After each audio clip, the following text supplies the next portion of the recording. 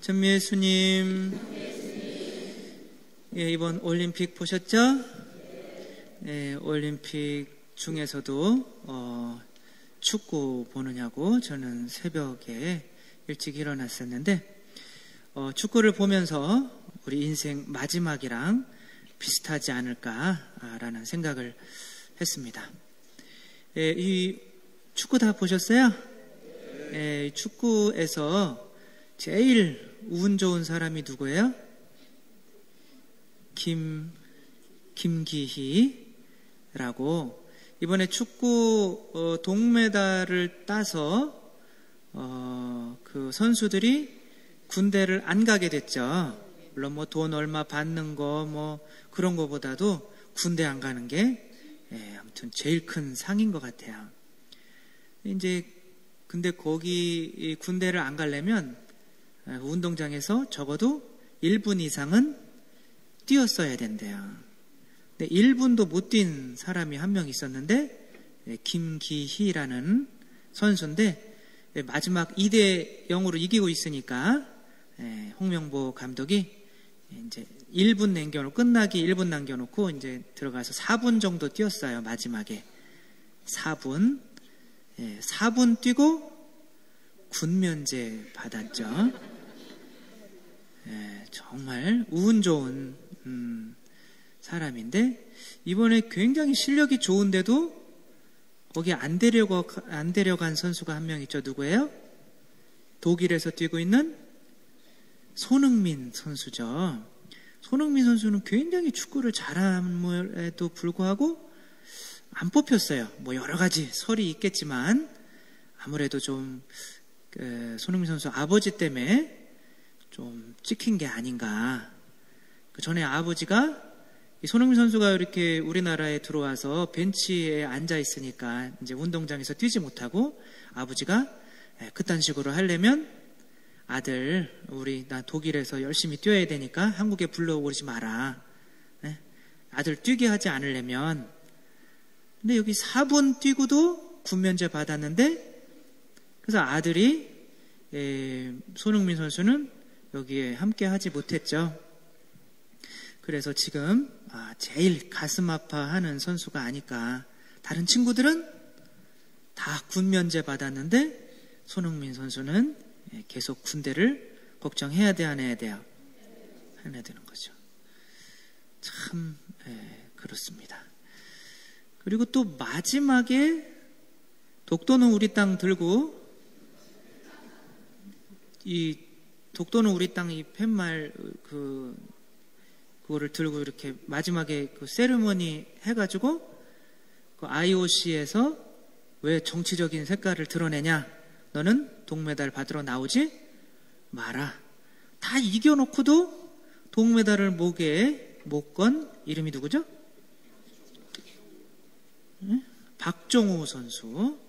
열심히 운동장에서도 뛰고도 동메달을 못 받고 지금 뭐 동메달을 뭐 받을 건지 안 받을 건지 군대가 면제되는지 안 면제되는지 지금 그 기로에 서 있는 참 막판에 한번 요거 잘못해가지고 우리나라는 줘야죠. 그래도 그쵸? 줘야 되는데 뭐 어떻게 될지 모르겠죠. 그러나 지금 굉장히 마음을 졸이고 있을 것 같습니다. 우리도 마지막 순간에 그렇겠죠. 예수님이 이것만 하면 천당 들어온다 라고 한 그 계명이 뭐죠? 예수님이 우리에게 준 유일한 계명, 이것만 하면 천당 들어온다. 그게 뭐예요? 뭐 밥 주라고요? 내가 너희를 사랑한 것처럼 너희도 서로 사랑하여라. 요거 하나만 하면 천당 들어온다. 다른 거 할 필요 없어요. 그러니까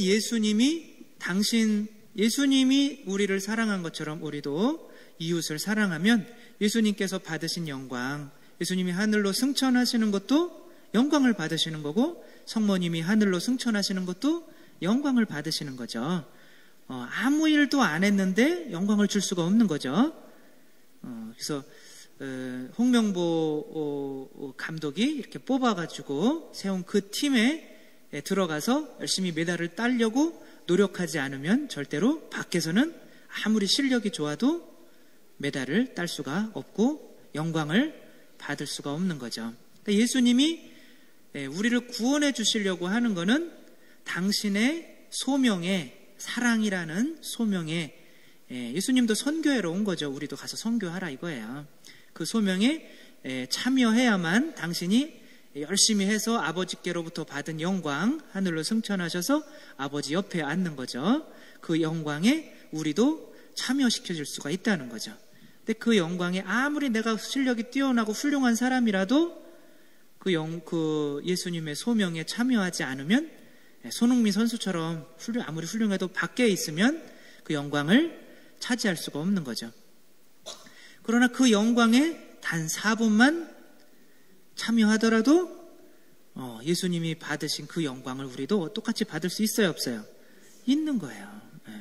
성당에 나와서 아무 일도 안 하고 있다가 그냥 예수님 믿다가 착한 사람 한번 도와줘도 그 영광을 받을 수가 있는 거죠. 그래서 예수님의 부르심에 응답하느냐 응답하지 않느냐가 이렇게 큰 거죠. 근데 박정우 선수처럼 마지막에 이렇게 독도는 우리 땅 잘못 들어가지고 박정우 선수가 잘못됐다는 얘기 절대 아니고 손흥민 선수가 잘못됐다는 얘기 절대 아니에요. 그거는 그냥 결과만 놓고 보자 이거예요. 그래서 예수님의 소명에 열심히 따라다니던 12제자 중에 막판에 한번 예수님 배반해가지고 끝장난 선수가 있죠. 누구예요? 가룟 유다가 있는 거예요. 그래서 여러분들도 열심히 성당 나오다가 주일 한번 빠졌네요. 나가기 싫어가지고. 근데 우연치 않게 그게 대죄잖아요. 그쵸? 그날 차 사고 나서 죽었어요. 그러면 굉장히 억울하겠죠. 그쵸? 그런 일이 있을 수 있어요? 없어요? 있죠. 우린 언제 죽을지 모르잖아요. 그쵸? 그래서 냉담을 오랫동안 계속하는 사람들은 정말 큰 모험을 하고 있는 거죠. 그래서 끝까지 어떻게 해야 돼요? 충실해야 되는 거죠. 하느님의 소명에 성당에 열심히 나와야 되는 거죠.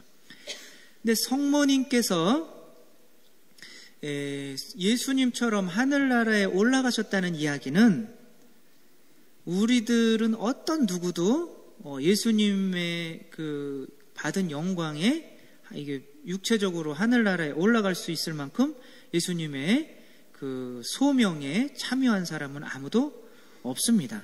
근데 가만히 보면 예수님이 이 가장 처음으로 뽑은 거죠. 어떻게 보면 예수님보다 훨씬 전에 그 소명에 참여하고 예수님보다 훨씬 나중까지 그 아버지의 뜻에 참여한 분이 성모님인 거예요. 예수님은 성모님께서 가브리엘 천사를 통해서 이제 앞으로 이런 하느님의 뜻이 인류를 구원하는 건데 너로 인해서 태어날 아들을 통해서 인류를 구원하겠다. 받아들일 거냐 안 받아들일 거냐? 가브리엘 천사가 이렇게 묻죠. 그때 싫어요. 내가 왜 거기 참여해요? 라고 했다면 예수님은 이게 세상에 내려오실 수가 없는 거죠. 온전한 방법으로는. 그래서 오늘 엘리사벳이 성모님한테 뭐라고 불러요? 나의 주님의 어머니께서 여기 나를 찾아주시다니 어찌 된 일입니까? 어머니라는 거는 뭔가를 줬다는 거잖아요. 그쵸? 엄마, 아빠, 부모님이 되는 거는 아버지가 염색체 23개 주고 엄마가 23개 주고 성모님이 예수님한테 아무것도 안 줬다면 어머니라고 불릴 이유가 없는 거죠. 성모님은 예수님에게 몸을 주신 거예요. 인성을 주신 거예요. 하느님이시지만 사람이 되어야 되는데 사람의 재료를 준 거죠. 그래서 예수님 태어나기 이전부터 이미 예수님이 소명을 아버지의 뜻을 실천하기 이전부터 성모님은 그 소명에 참여하고 있었던 거예요. 그리고 예수님이 첫 번째 기적을 안 행하려고 하시는데도 성모님의 뜻대로 첫 번째 기적이 행해지면서 그를 따르던 제자들이 그 기적을 보고 예수님을 믿게 되었다. 가나의 혼인잔치 때 이렇게 얘기해요. 첫 번째 기적도 하게 하시고 예수님이 돌아가실 때도 맨 마지막까지 골고타 언덕에서 제자들 다 도망쳤어도 성모님은 끝까지 예수님과 함께 그 고통을 나눠 가지셨어요. 그 성모님 예수님이 승천하신 하늘로 올라가신 뒤에도 교회에 함께 있으면서 이렇게 성령 강림 때 당신이 성령을 받아서 우리 교회에 성령님을 나누어 주시고 교회가 정말 예수님이 세우신 교회가 성장해서 혼자 쓸 수 있을 때까지 성모님은 세상에 남아가지고 일을 끝까지 하신 거죠. 예수님보다 더 오래 하셨어요.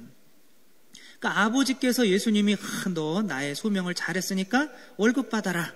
여러분이 돈 받으려면 어디 가서 일해야 되잖아요. 그렇죠?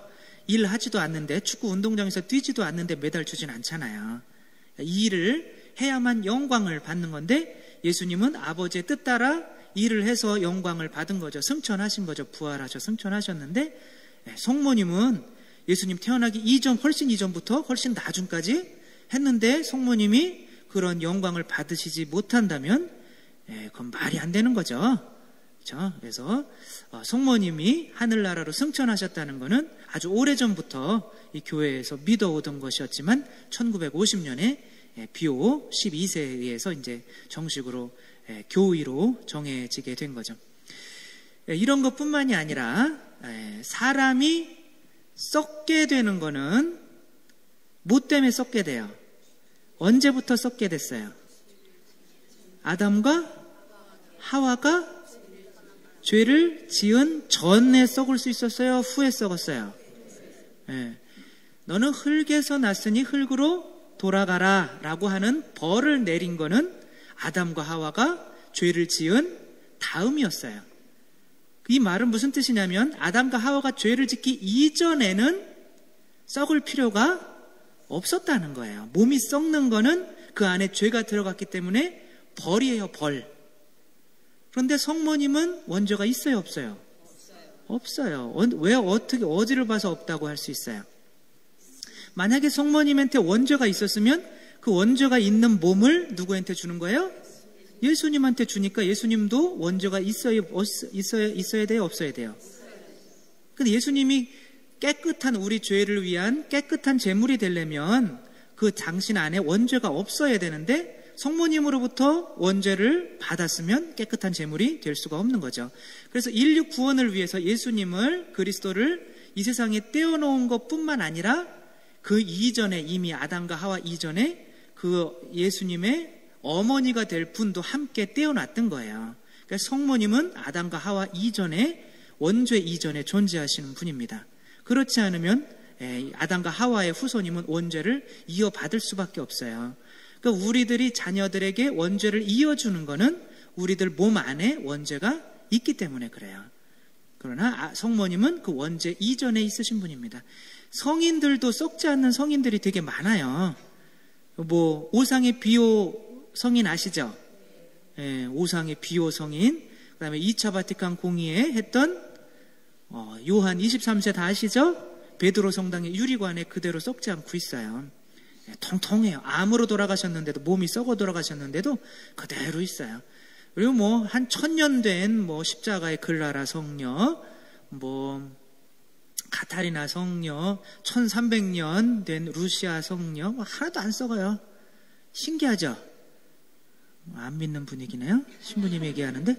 그래서 오늘은 우리 성경 강의가 없으니까 다음 주 성경 강의 때 안 썩는 성인들 한번 보여드릴게요. 베르나르데타, 너무 이뻐요. 돌아가셨는데 그냥. 그리고 소아데레사, 이게 아파가지고 이렇게 막 일찍 돌아가셨는데 너무 이뻐요. 지금 하나도 안 썩어요. 그러나 이제 한 1000년 이상 넘으신 분들은 약간 물이 빠져나가기 시작해요. 왜냐하면 자신들이 아무리 죄를 빼냈어도 그 안에 원죄가 아주 빠지지는 않아요. 왜냐하면 원죄를 가지고 있었기 때문에. 그러나 원죄를 많이 빼낸 사람들은 죄가 없으면 덜 썩습니다. 거의 안 썩어요.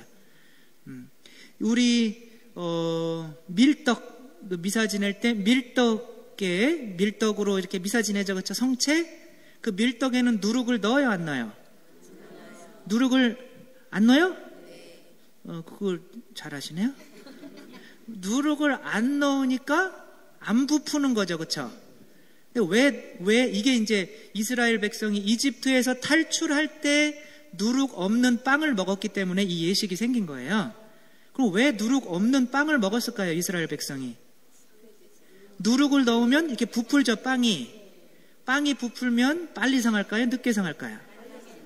이렇게들 똑똑하시네요. 빨리 상하죠. 빵 부풀어 있으면 뭐 곰팡이 쓸고 빨리 상하잖아요. 그렇죠? 이 누룩이 죄랑 똑같은 거예요. 우리 안에 죄가 들어오면 그 죄 때문에 우리 몸이 썩는 겁니다. 그러나 성모님은 가브리엘 천사가 나타나서 뭐라고 인사해요? 은총이 가득하신 마리아여 기뻐하십시오. 은총이 가득한 거예요. 아담과 하와가 죄를 짓고 뭐를 잃었어요? 은총을 잃은 거죠. 그렇죠? 주님께서 함께 계시니 여인 중에 복되. 당신은 주님께서 함께 계십니다. 아담과 하와가 죄를 짓고 에덴 동산에서 쫓겨나면서 주님과 함께 있을 수가 있었어요? 없었어요? 없는 거죠. 죄는 하느님과의 단절을 의미하지만 성모님은 주님과 함께 계시다는 거예요. 그러니까 이미 원죄 이전에 에덴 동산에 살고 계신 거예요. 하느님과의 관계가 계속 계신 겁니다. 은총이 가득하시다는 것은 죄 때문에 은총을 잃는 건데 원죄가 없다는 뜻입니다. 성경에 이렇게 다 나와 있는 거잖아요. 그렇죠? 뭐 성령으로 잉태되시니까 성령님도 오시죠. 아드님도 잉태되시죠. 삼위일체 하느님이 성모님과 함께 계신 거죠. 삼위일체 하느님이 성모님과 함께 계신데 그 몸이 썩어야 돼요? 안 썩어야 돼요? 우리가 미사 지낼 때 이 성합이나 뭐 예수님 성혈 담아두는 그 성작이라고 하죠. 그렇죠? 이 성작 축성은 어떻게 하시는지 알아요? 성작을 축성해야 되잖아요. 여러분 묵주도 축복 드리잖아요. 그렇죠? 성작 축복은 어떻게 하는 거냐면 한 번 그냥 미사를 드리면 그게 저절로 축복이 되는 겁니다. 왜? 그 안에 예수님의 피가 담겨지기 때문에 그 자체로 이미 거룩해지는 거예요.